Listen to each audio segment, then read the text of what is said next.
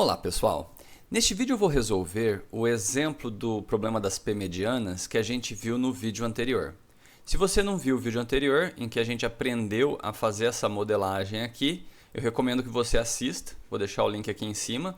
E é importante que você assista porque eu vou assumir no vídeo que você entende o que está acontecendo nessa modelagem, enquanto a gente implementa isso na planilha. Bom, então vamos começar. Eu sempre começo implementando pela região, onde que o Excel vai colocar as variáveis de decisão. Então aqui a gente tem x e j e y e i.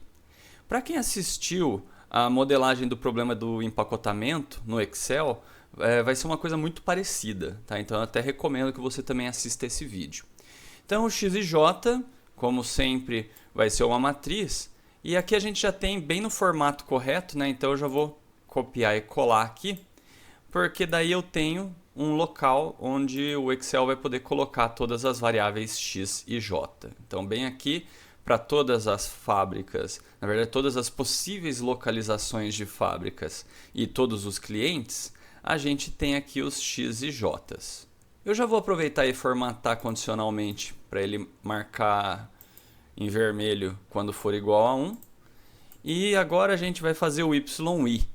Tá, o y-i, como ele só tem um índice, quer dizer que ele vai ser ou uma linha ou uma coluna só. E como a gente tem o índice i são os locais, as fábricas, onde as fábricas podem estar. Como essas fábricas estão aqui, então a gente teria que criar uma coluninha aqui na frente para armazenar o y-i.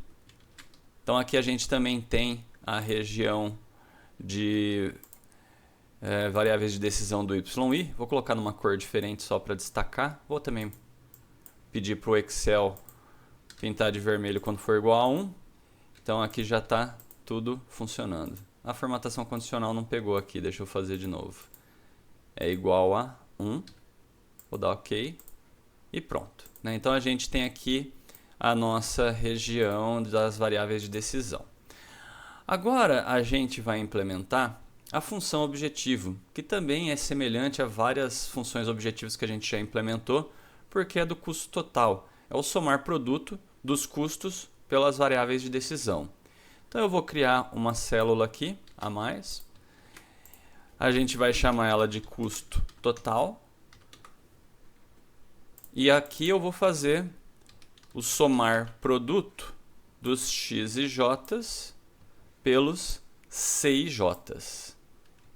Vou dar Enter. Percebam que eu só peguei os x e j, tá? Eu não selecionei os y's. Então é os x e j pelos x e j.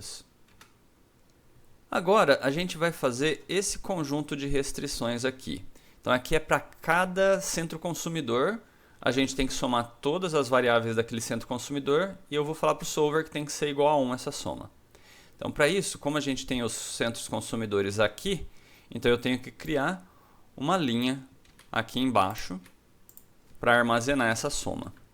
Então, aqui é igual a soma das variáveis x e j do centro consumidor 1. E aí eu posso arrastar essa fórmula para todos os centros consumidores e depois lá no solver eu vou dizer que essa soma tem que ser igual a 1. Agora, esse conjunto de restrições eu vou deixar para depois, tá? Vou fazer por último. Vamos fazer esse aqui que é mais fácil.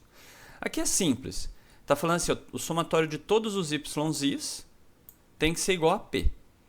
P é um parâmetro, é um valor que a gente informa. E se você assistiu o vídeo anterior, você viu que a gente está resolvendo isso daqui para p igual a 2. Então eu vou arrastar isso aqui um pouco para o lado, e eu vou criar aqui mais dois campos aqui no Excel. Primeiro, eu vou colocar aqui um valor p. E eu vou colocar 2. Tá? Lembrando que o valor p é um parâmetro. Tá? É a gente que escolhe. Então eu coloquei 2. E aqui eu vou fazer um outro local para calcular quantas instalações foram abertas. Que aí seria essa parte aqui da restrição. Que é só eu somar os y's. Então eu somei tudo aqui. E aí lá no solver eu vou dizer para o solver que essa soma tem que ser igual ao valor que está aqui, que é exatamente o que está aqui na restrição. Então aqui a gente já implementou, portanto, essa restrição, só falta essa. Essa restrição, como eu já falei lá no vídeo da modelagem, ela é mais facilmente compreendida como uma matriz de restrições, porque eu vou ter uma restrição para cada i e para cada j. Então o jeito mais fácil da gente implementar isso aqui no Excel é literalmente a gente criar uma matriz no formato IJ. Eu vou colocar ela aqui embaixo. Então aqui a gente tem exatamente todos os i's e j's e para cada uma dessas células eu vou ter uma restrição.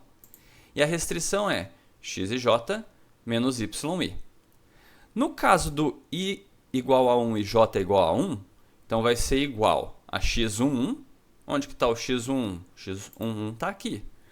Menos o y1, que está aqui.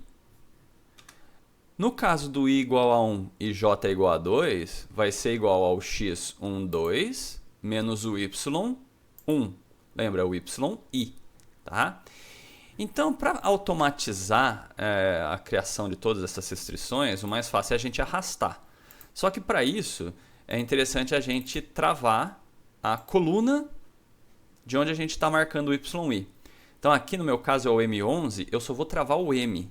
Então, eu vou colocar um cifrão do lado do M.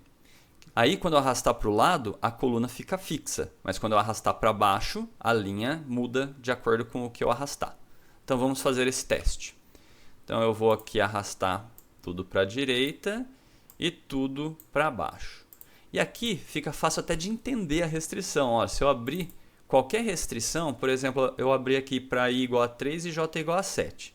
Então, ele pegou o x37 menos o y3. Se eu abrir o 45, ele pega o x45 menos o y4. Então, para cada uma dessas restrições, ele pega o x correspondente e subtrai o y da fábrica que ele está. Aí, se y for igual a 0, ele nunca vai deixar que aqui tenha um valor 1 nessa linha, né? Porque nunca vai satisfazer essa restrição. Bom, pessoal, então aqui a gente finalizou a parte da planilha. Vamos para o Solver. Então a gente vai lá em Dados, Solver. E aqui nós vamos colocar no objetivo, né? O objetivo é minimizar o custo total. Então a gente marca minimizar. As variáveis de decisão estão aqui. Então eu selecionei inclusive essa região do YI. E as restrições são: a gente vai colocar aqui primeiro esse conjunto de restrições. Então aqui, para todos os centros consumidores, a soma tem que ser igual a 1. Essa do P, né? Então as fábricas abertas tem que ser igual a P. Então no caso aqui é 2. E agora falta essa daqui, né? Que a gente fez por último. Então vocês estão vendo que esse lado esquerdo é o que a gente implementou aqui. Falta a gente falar para o solver que tem que ser menor ou igual a 0. Então eu seleciono todas as restrições aqui, toda essa matriz, menor ou igual a 0. E aí só falta dizer que as variáveis de decisão são todas binárias. E eu vou dar OK. Não esqueçam de marcar aqui o LP Simplex. E o solver do Excel não resolve isso daqui. Eu vou até tentar, vamos ver o que acontece. Ele encontrou uma solução, olha só. Apesar do problema ser um pouco mais complexo, ele acabou encontrando. Acho que os parâmetros do problema estavam muito fáceis para ele encontrar, né?